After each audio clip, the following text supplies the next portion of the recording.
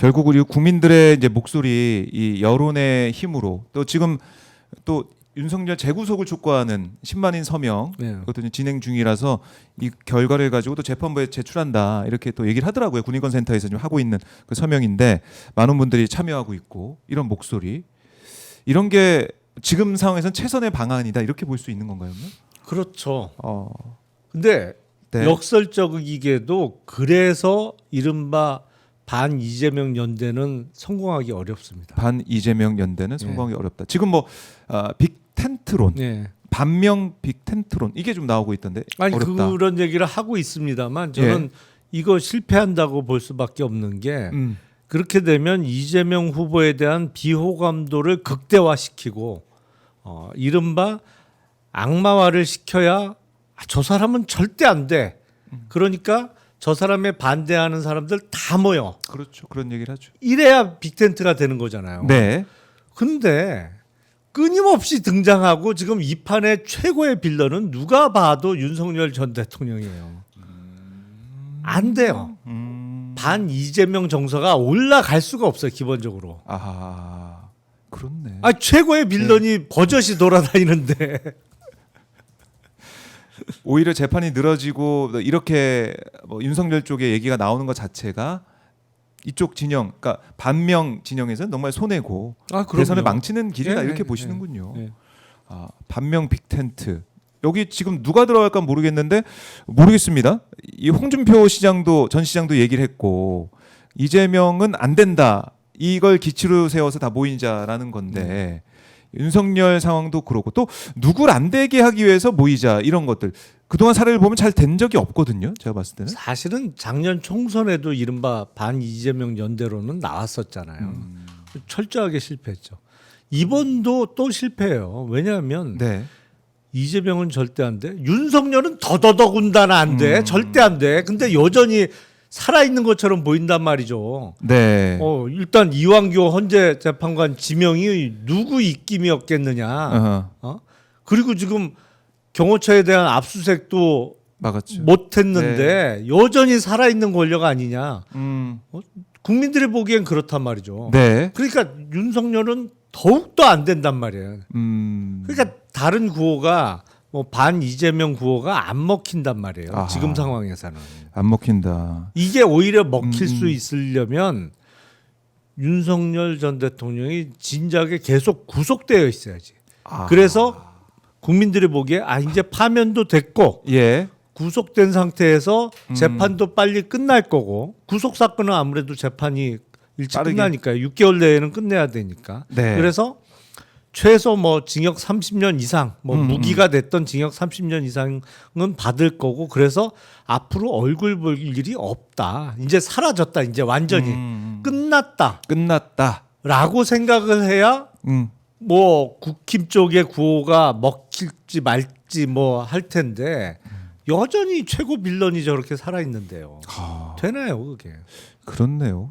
그래서 지금 보면은 먼저 이준석 의원도 뭐 안 들어간다 뭐 이런 얘기를 하고 있고 여기저기서 내가 후보가 된다면 몰라도 그리고 이게 효과자가 있을지도 모르잖아요. 지금 효과 없다고 말씀하셨으니까. 없어요. 안 돼요. 안 먹혀요, 이거. 그래서 이 각 후보들의 계산도 다를 뿐더러 효과가 없어서 반명 빅텐트는 안 된다.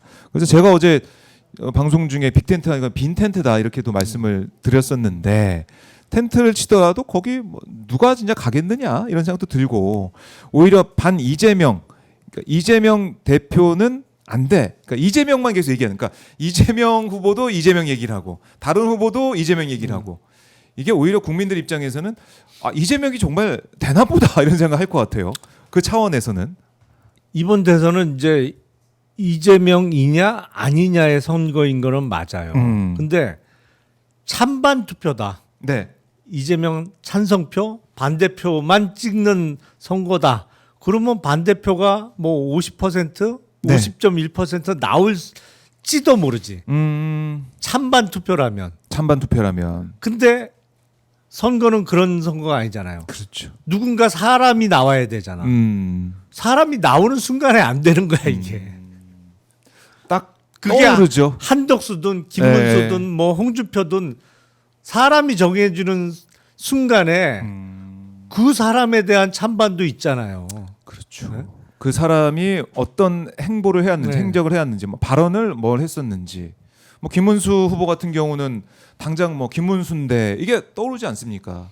경기지사 시절에. 아니 그러니까 국민들이 투표할 때 예. 찬반 투표가 아니기 때문에 국민의힘 뭐 아니면 그쪽 진영의 후보가 정해지는 순간에 네. 야, 이 사람 찍느니 내가 여기 찍겠다. 이게 상당수 나올 수밖에 없단 말이에요. 그렇네. 이 사람이 등장하는 순간 또 다른 차원의 예. 이 유권자들의 표심이 정해지는 것이다. 아 이거를 뭐 예. 출마하는 사람들이 또 모르지 않죠. 다만 모른 척 아닌 척 할 뿐이지. 아닌 척 할 뿐이다. 그렇기 때문에 네. 빅텐트는 쳐지지 않는다 이게. 빅텐트는 쳐지지 않는다. 꿈을 깨야 된다. 이렇게 말씀을 해주셨습니다. 자 그리고 뭐 이재명 후보가 오늘 또 이제 공약 발표를 했는데 임기 내 세종 대통령 집무실 국회의사당 건립을 한다. 완전 이전하는 것도 사회적 합의를 거쳐서 추진하겠다 이런 입장을 내놓고 있습니다. 자 그리고 이건 또 어떻게 보세요? 박성재 법무장관이 돌아왔는데 박성재 장관이 경로한 다음에 출입국 본부장이 돌연 사직을 했다 이런 얘기. 그러니까 윤석열 출국금지 관련 문제로 이 본부장을 강하게 질책했다는 얘기가 나오면서 법무부가 술렁거리고 있다. 이제 보도가 좀 나오고 있습니다.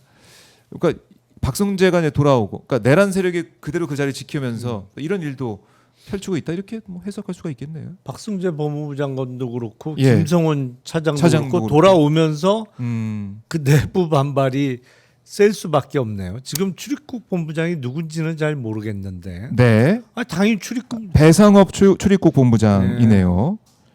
아하. 일반직 출신인 것 같은데. 네. 조금 이름이 낯설기는 합니다만. 당연히 그 출국 금지 해놔야지. 불구속 상태라면 그거 안 네. 해요. 아하. 해야지 당연히. 그래요.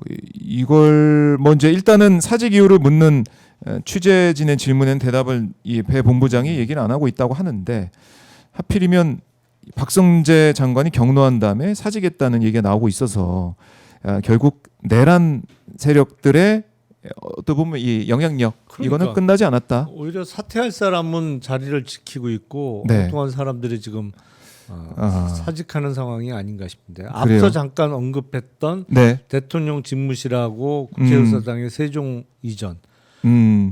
저는 지금이 최악의 케이스라고 생각을 해요. 지금이. 예. 그러니까 정부 부처의 대부분은 세종에 가 있는데 네. 국회나 대통령 집무실은 서울에 있는 이른바 두 집 살림을 하고 있는 지금이 최악의 모델이다 이게. 무조건 한 대 몰아야 근데 된다. 모아야 된다. 한 군데 있어야 돼요. 그렇게 볼 수 예. 있겠네요. 그래야 네. 업무 효율도 올라갈 수가 있는 거고 지금 어떤 형태냐면 정부 부처의 1급 이상의 고위직 있잖아요. 뭐 장차관은 물론이고 그 밑에 실국장들도 네.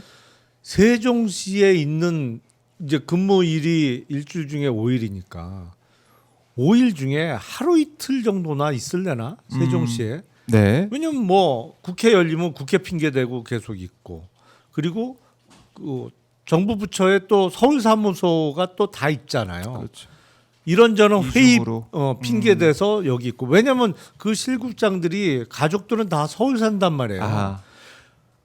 별 핑계를 다 대서라도 되도록이면 서울에 있어. 세종시에 안 내려가. 이게 실국장뿐만 아니라 그 밑에 단계들도 네. 서울 올라와 있는 날이 많아요.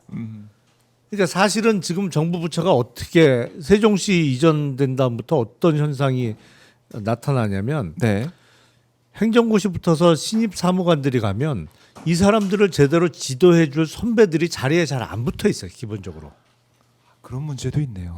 예. 없다. 다 이제 서울 가서 뭐 하고 있다. 그러니까. 국회 사람 만나든 뭐 하든 업무를 보고 있기 때문에 그 자체만으로도 볼 수가 없다. 네. 선배들을.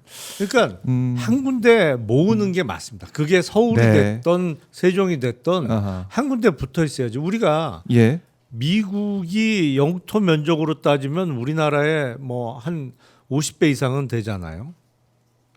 수십 배 이상 넓은 나라인데 네. 그 넓은 미국도 워싱턴 DC에 가면 사방 1마일 그러니까 1.6km 정도 되죠. 그러니까 그 백악관과 미국 국회의사당이 1마일 정도 거리 되거든요. 그 사각형 안에 거의 대부분의 연방 부처가 다 있단 말이죠. 효율성을 그렇죠. 높이기 위해서. 예. 그렇게 붙어 있어야 효율적으로 일이 돼요. 그렇네요. 자, 그래서 오늘 이제 이재명 후보의 이 공약 이것도 우리 눈여겨 볼 수밖에 없고 지켜보겠습니다.